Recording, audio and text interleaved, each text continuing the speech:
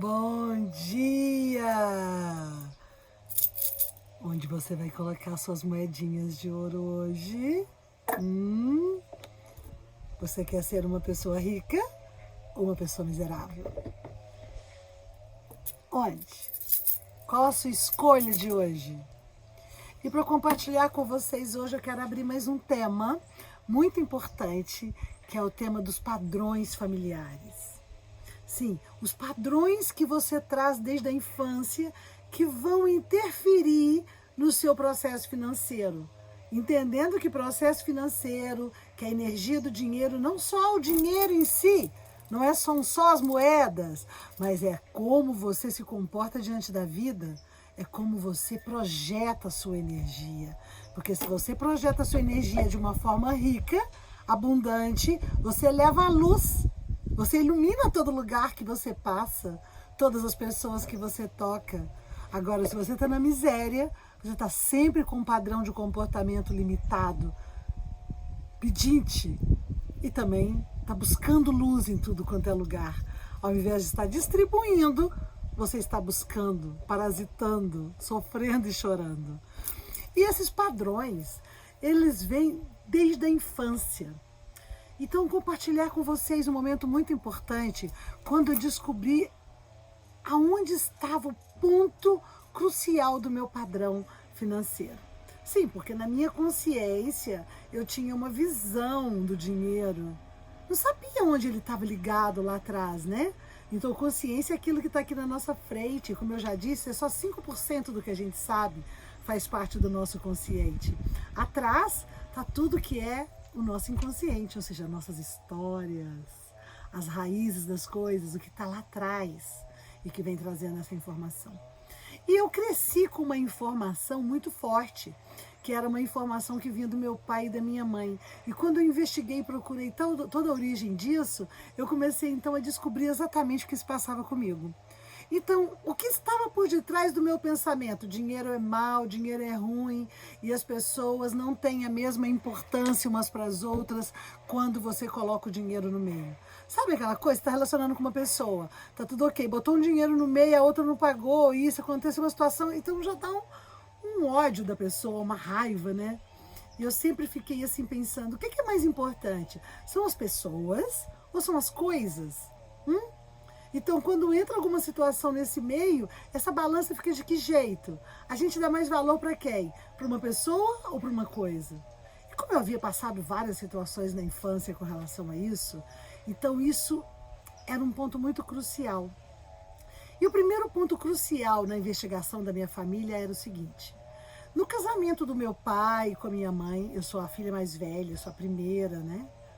Então, eu que vivenciei isso tudo de cara, mas todos meus irmãos também passaram pela mesma sequência, né?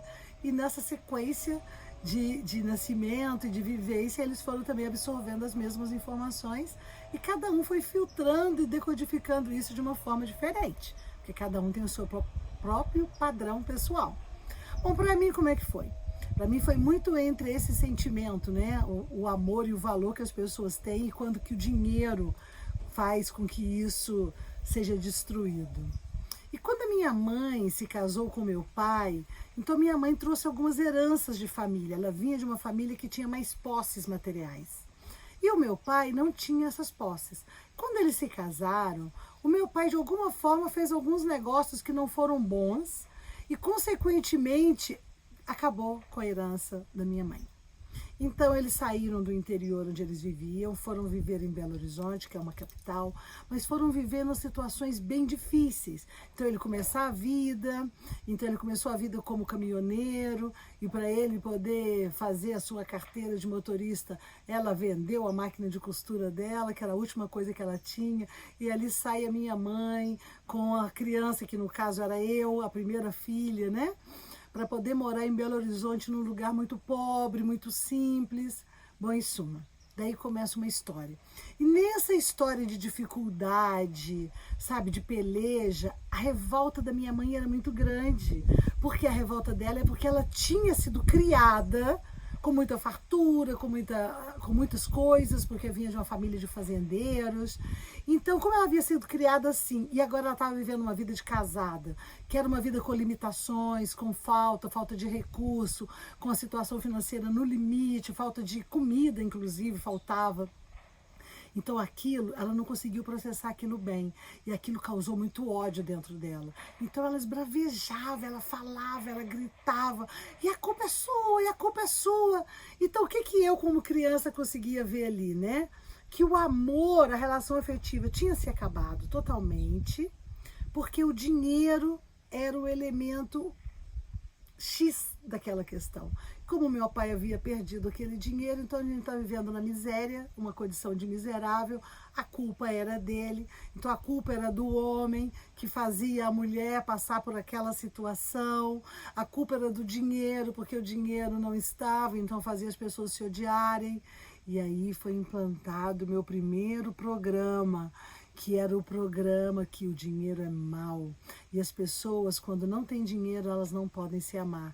Então, se você, para amar uma pessoa, não pode ter o dinheiro. Porque se tem dinheiro, o amor pode não existir. Amor e dinheiro estão nas paredes contrárias.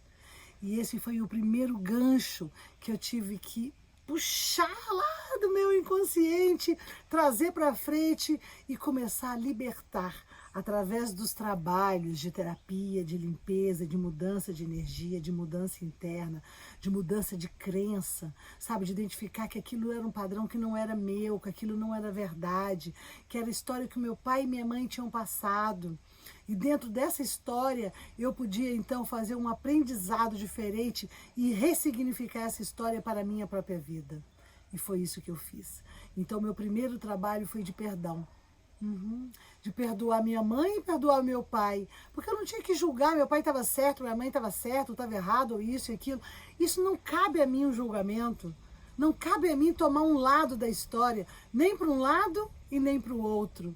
O que cabe a mim, na verdade, é fazer com que cada ação que eu vá realizar na minha vida, ela seja uma escolha minha.